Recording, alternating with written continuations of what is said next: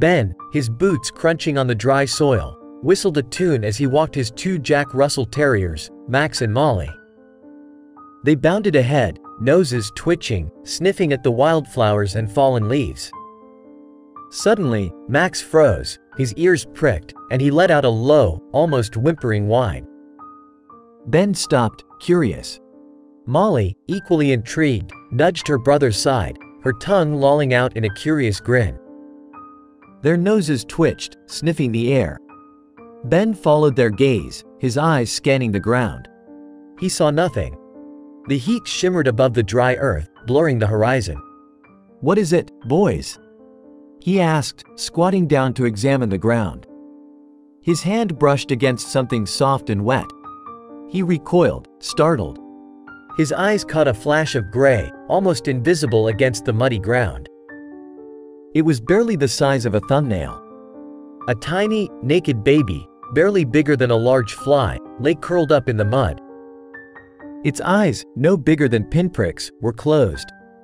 It twitched weakly, its breath shallow and erratic. Ben's heart lurched. He'd never seen anything so small, so fragile. He knew instantly it was a pygmy flying cuscus, the smallest mammal in the world. He'd seen them before, tiny bundles of fluff clinging to their mothers' backs, but this one was alone, completely vulnerable. With trembling hands, he scooped up the tiny creature, its weight barely registering on his palm. It felt like a feather, light as a paperclip. He carefully placed it in a small plastic container, cushioned with soft leaves, and rushed towards his car. At the Australian Zoo, the veterinarian gasped when she saw the baby. "It's a miracle it survived," she said, her voice trembling with awe. "It's less than a gram. It must have fallen out of its mother's pouch." The baby, now named Bob, was immediately admitted to the zoo's intensive care unit. The zoo's staff, known for their dedication to rescuing all creatures, great and small, worked tirelessly around the clock, feeding Bob with a special blend of nectar and pollen, mimicking its natural diet. Days turned into weeks, and weeks into months. Bob thrived under the attentive care of the zoo staff. He grew stronger, his tiny body filling out, his fur sprouting.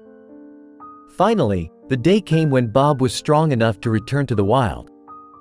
He was released into the lush rainforests of eastern Australia, his tiny body filled with the energy of life. The staff watched him climb into the canopy, a speck of gray against the vibrant green, a tiny miracle of survival.